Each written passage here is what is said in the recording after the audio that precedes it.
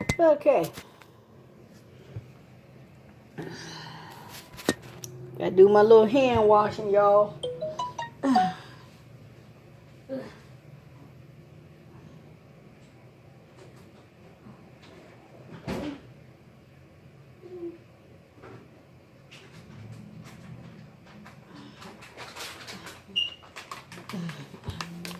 Gotta do my little hand washing. So I'll take my little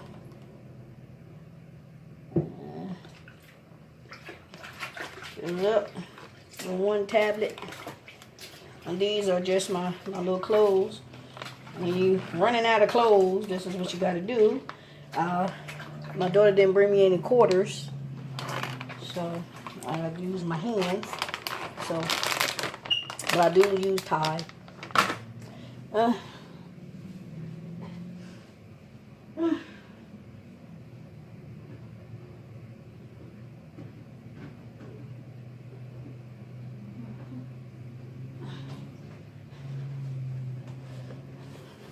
Running out of some of everything.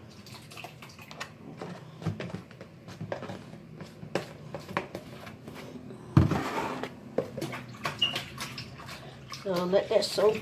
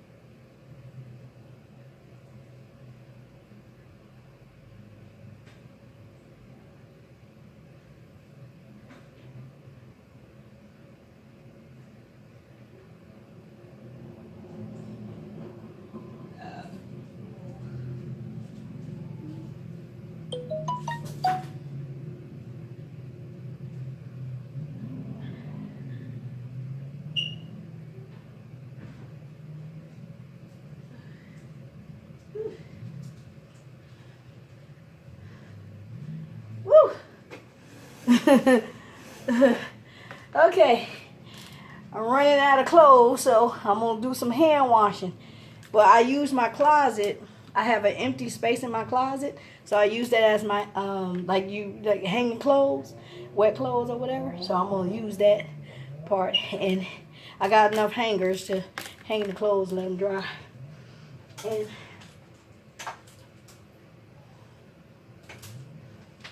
so these are the clothes I will be washing because I'm out. And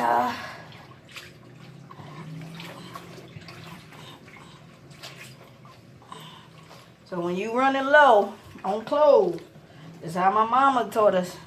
You know, when you can't make it to the laundromat.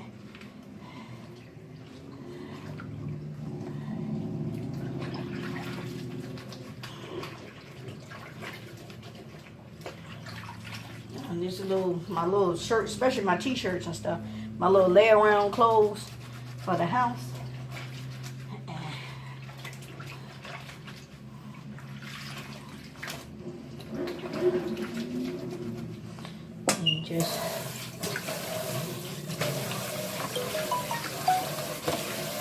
And just make sure your little rinse sink is clean.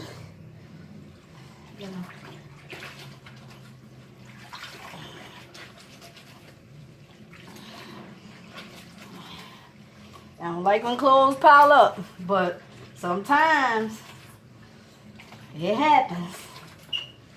You never be ashamed of it.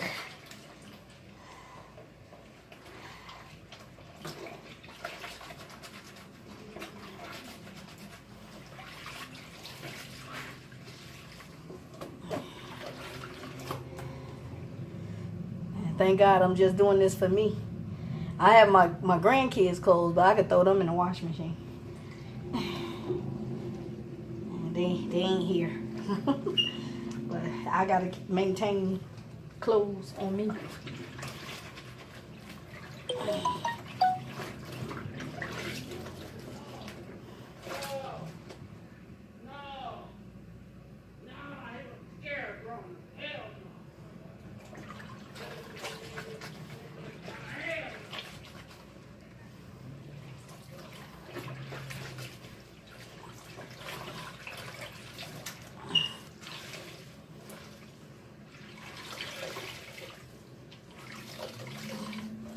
Okay. So if you was at a trip and you had to go to one of the villages in another country, this is basically, they don't have washing machines and stuff. So if you was visiting a village and they had to wash the washing system, and they would have to go to like a creek, or they have water to wash the clothes by hand, and they use soap. And it's this special wash soap that they use, and they wash their clothes with. But this is how we used to do it when we didn't have washing machines. You know, my mother's washing machine would break down, and sometimes she wouldn't have any money to go to the laundromat. But we had soap powder, so she would fill the tub up or fill the sink up, and she'd tell us get in there. But we had the scrub boards, and we were like, you know. So this is it's another way to maintain clean clothes, you know.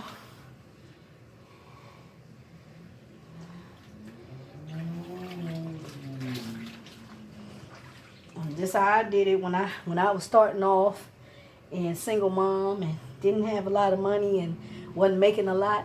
I would make sure my daughter's clothes was clean. I'll separate her clothes, her little whites and her colors, and put it in the sink, soak it half of the day, and then at night wash it up and hang them up to dry.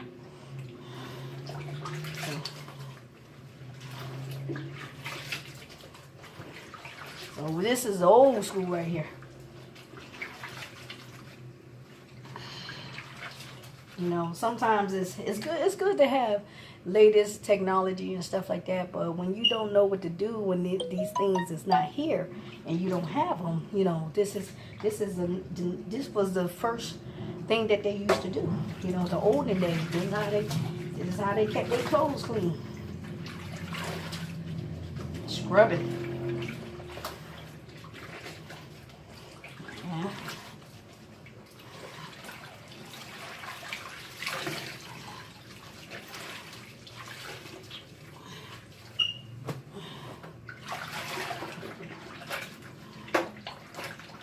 You know, plus if you was in prison, this is basically would be the thing too. And people in jail. So, cause I would ask him, I said, how do y'all get y'all clothes clean and stuff? He said sometimes like your socks and stuff. He said that we would hang them up. We have a hanging system. And I said, oh, okay. So they do have a hanging system. They wash their clothes in their little sink, you know.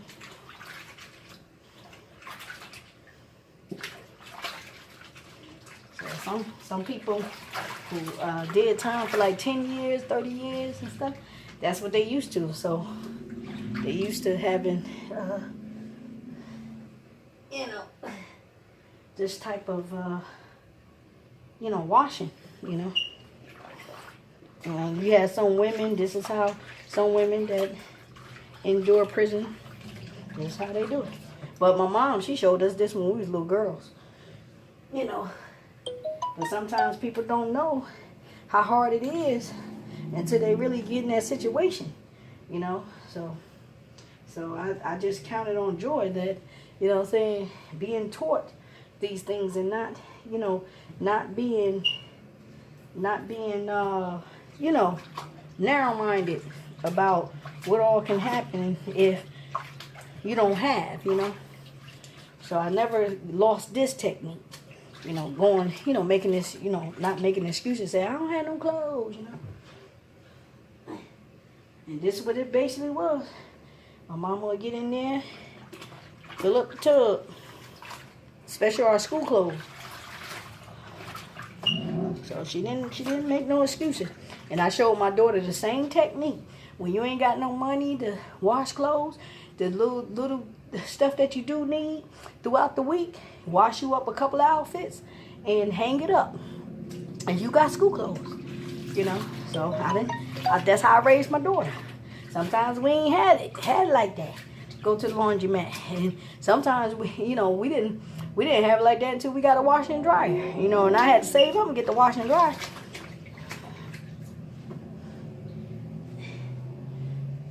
You know, and I had my washer and dryer, and I was in the hospital. My niece and her kids and my daughter had the use of the washer and dryer.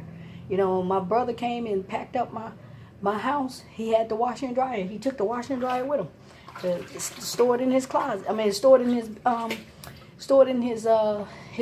garage, because they thought I was going to get out in 3 months from the hospital and the nursing home, but the people came from state and they said they wasn't ready to release me because I had to be able to do something for myself in order to be released to go home, you know, to be back home with my daughter and stuff like that.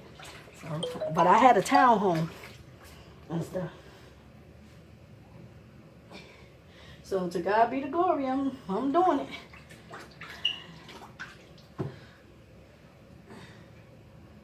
Yeah, I give him the praise, honey. Give him the praise, trust me. And sometimes, you know, people wish that you still was sick so they have a place to lay their head. Well, I'm watching the house while she's gone or whatever, you know. I ain't sharing no place with nobody. You know. Some people will move in with you and take over.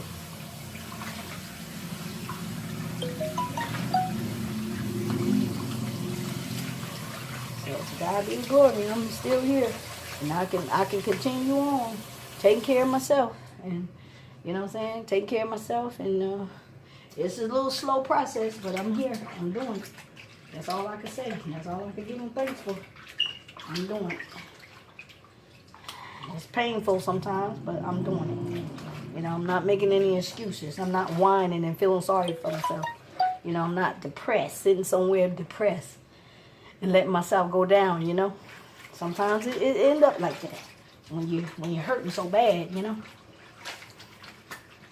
So I just counted on joy. I could do this, still do this, you know.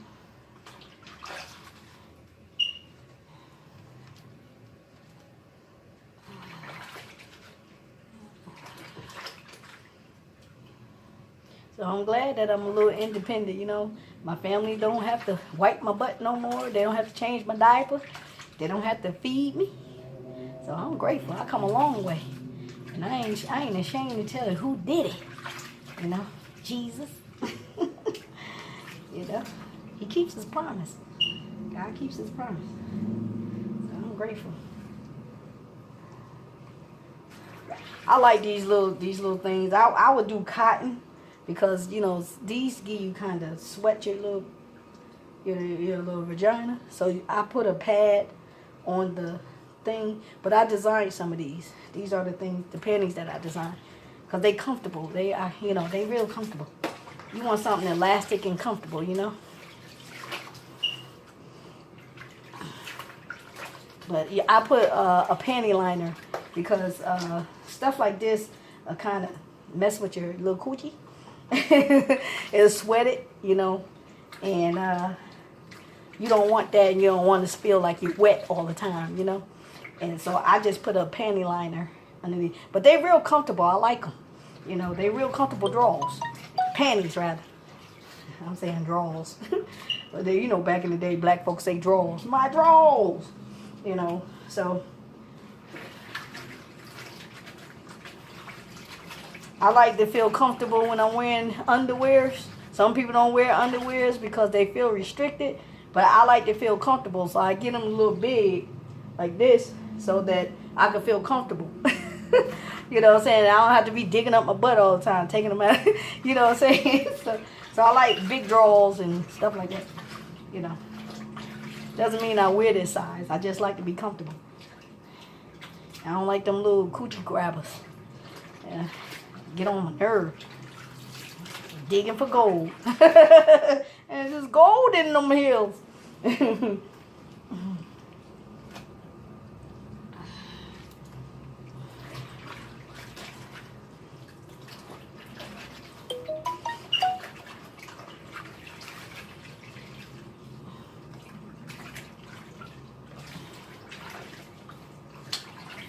So this is the little bra.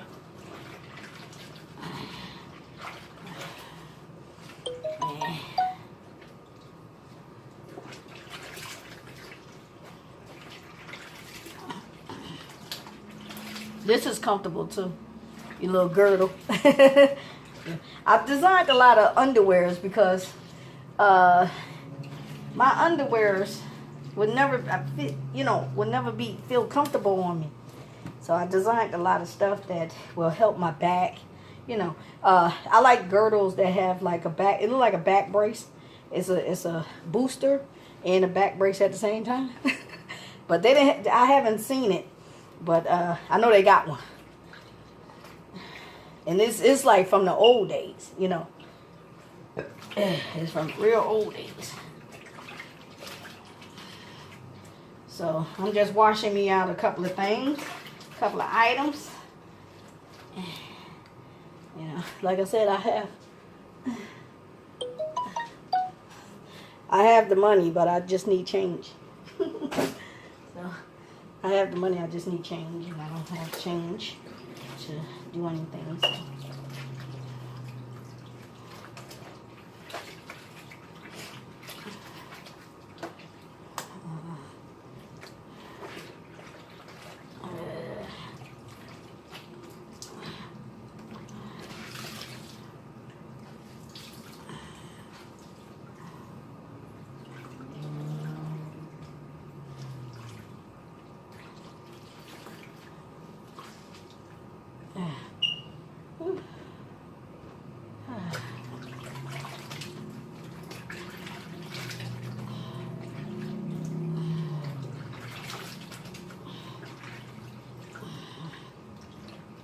Lordy.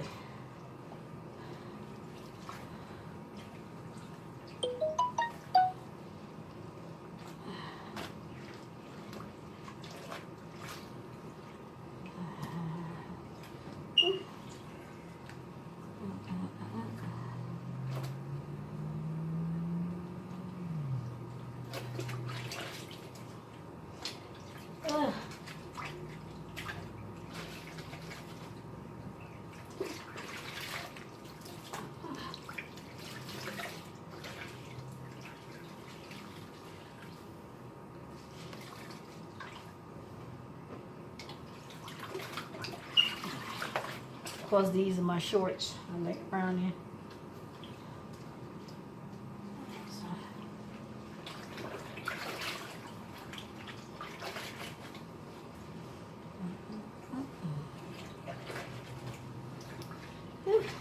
Back hurt. Ugh.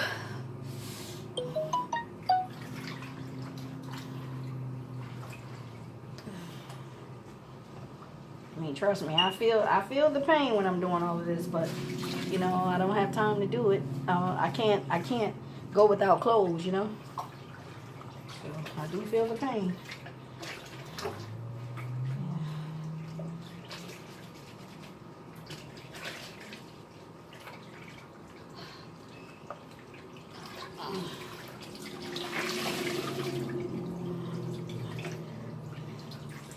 So I'm pretty sure they measuring the pain, how much powerful my pain is by signals. You know, sometimes it shoots up and goes down, and it, you know, go like that, and it shoots up and go down.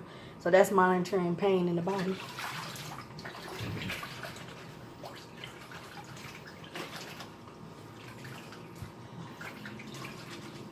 I used to do an EEG. It's called EEG, and you stick little pins in the arms and stuff, and you monitor the muscle, and you see how much the injury, if anything's wrong with the injury, they detect. EEGs detect where your injuries are, and same as your feet. You know, when you're massaging your feet and you touch a certain area in the bottom of your feet, it can determine where your injuries are. So certain parts of your feet determine where your injuries are. So when they stuck something in my foot, it was some type of detector, and if they moved the detector towards the front of my feet, then I can pull it up. My friend Lanisha, she took the class, and I don't know, in Detroit, for a masseuse therapist and stuff. So I don't know if they sent someone to kind of monitor my feet and the pain and stuff, or they did it to torture me.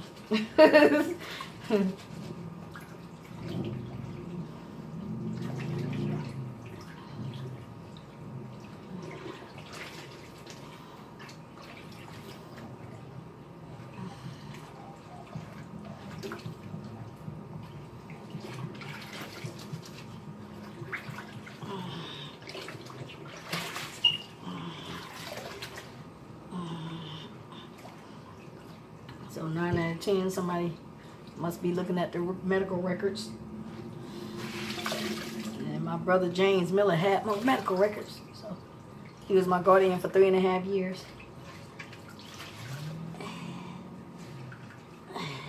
And my stuff stayed in his basement for an extra 3 years. So I don't know who they gave it to. I don't know.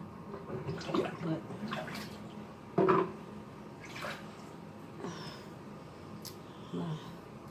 so this is the washing.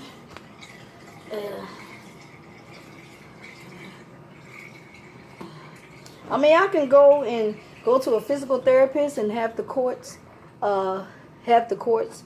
you know, monitor. You know how you have a medical referee, and what they can do is just send a person out for the courts, through the courts, and they can have the tests done, and whatever they come up with, they read they can actually have an expert read, and your benefits will be put on. But the reason why a lot of people benefits is not put on because they hire these fake doctors, and some of these fake doctors will get paid just to say ain't nothing wrong with you, you know. And you can put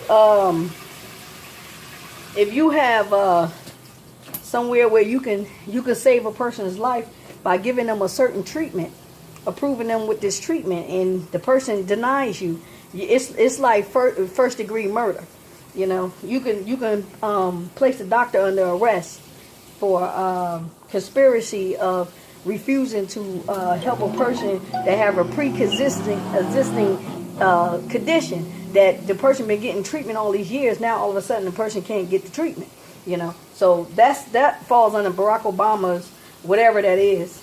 You know, so yeah, you can actually sue Barack Obama.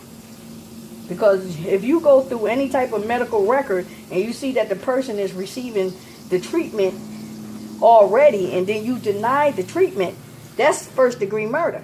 If the person should ever die, you know what I'm saying? That's first degree murder right there. So whoever is his medical staffing or his HMO or whatever the hell you call that, you can check all that out, you know. Workman's comp, all that stuff. You can actually arrest the insurance company people, the insurance company itself. Because if you're paying the insurance company to just deny the claim, then you can have that insurance company investigate it and see that they was being bribed. You know what I'm saying? They was paying them to deny my claim.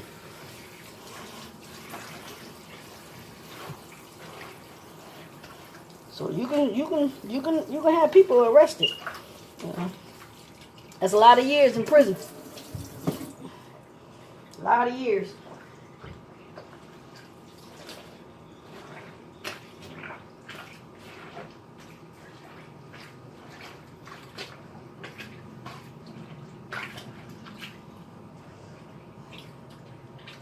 A lot of years in prison, boy, I tell you.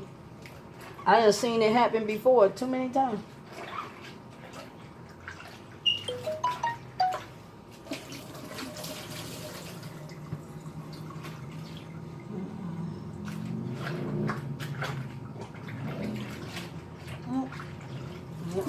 I've seen it happen too many times. They'll say, oh, we raising money for this and that, but the person already have it on this insurance. You know what I'm saying? So what money is you raising if I already have the money in the account? Unless they spent the money. That's the only thing I can think of. But you got to make them pay it back. They got to pay it back. They got to replace all that money. Every agency, every doctor, if they have not seen me within these 6 years, 7 years, they have to put all that money back. The doctor's got to be brought up on charges for false claim that they seen me in their office and they had a procedure done. I know the law. Barack Obama himself is a lawyer, and Michelle Obama.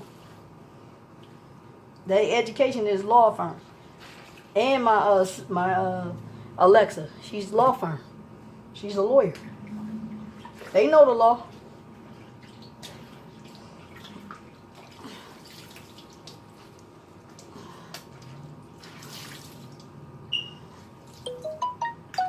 And they know the law about taxes.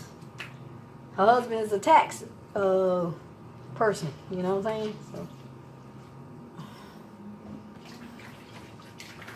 See, I know her education because she told me. You know what I'm saying? I've been following her education for a long time. So anytime a lawyer withheld information, that's prison time. They knew the situation. They knew anytime a lawyer or a defendant or a prosecutor withhold information from the courts, any type of dealing with medical accident reports, all that stuff, it's a offense, and they can be disbarred, and they can be suspended. They could be suspended. Their license can be suspended, and they could be disbarred. See, I know the law. The state of Michigan disbar you. They take your license away. You can't practice law in the state of Michigan. And then you go in the computer system. Any law firm that hire you, this is what they're gonna be scared of, because they're gonna say you gonna put a lawsuit. You gonna put the law firm in jeopardy. You know what I'm saying? So that's a bad rap to have. Bad rap to have. Be in a computer system like that, and you done paid what? You done got $100,000 or $200,000 education. And you know what I'm saying? You got a $200,000 education and you can't use it.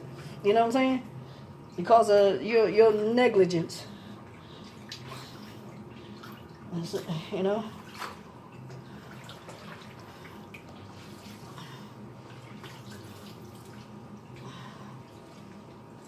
That's just like ministers and preachers. You know, they didn't probably got like a $90,000 or $100,000 education in ministry, and you withholding information that can go on your record, and no church will want you to minister in their church because they'll be scared to get sued. You know what I'm saying?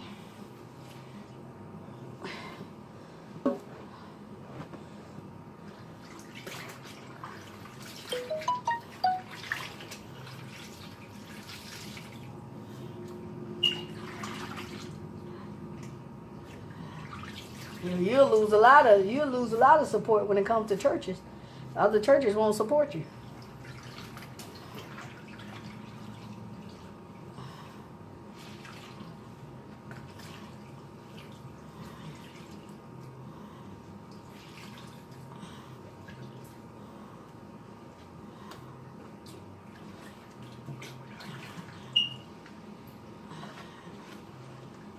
That's why it pays to really know the law. That's why I told Miss Cece, I said, I studied the law. I just never went to law school.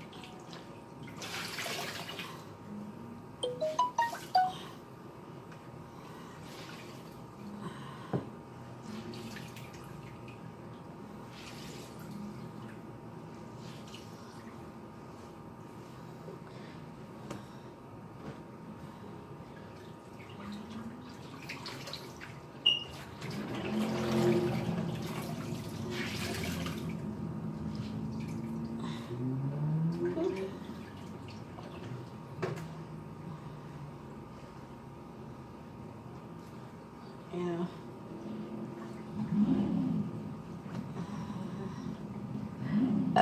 Oh my God. And then if they find out that you not a charity, a illegitimate charity, like, so like I'm a LLC, right? I donate my writing to different organizations to raise money.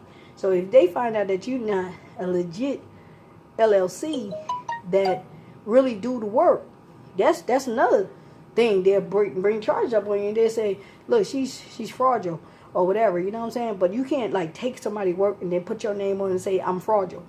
You know what I'm saying? Now I have to prove that you took my work and put your name on it, and you are the fraud, not me. You know what I'm saying?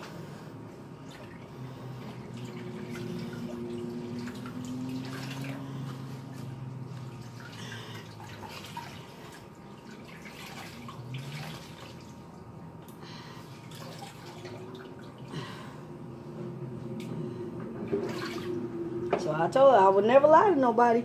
I studied the law. I just never went to law school. I ain't never told nobody I went to law school. I just said I studied the law. Just like I studied the Bible, but I ain't never went to a college and got my, my, what's the name? So, okay. I'm going to hang this up. Whew, my back hurt. Now I'm going to sit down for a bit. Watch me some more YouTube. I'm going to rest a little bit before I start hanging them up. But Shelly, well, they say Shelly. Shelly used to live with us. She seen us do this type of work in the house. She seen all of our chores that we had to do. You know what I'm saying? She lived with us over 10 years. Come on. You know what I'm saying? Aaliyah, grew up around us. So, I mean, there's no reason why I should lie. You know what I'm saying? And I know who they know and who they connected to. They connected to, celebrities. You know what I'm saying? Why would I try to lie to a celebrity?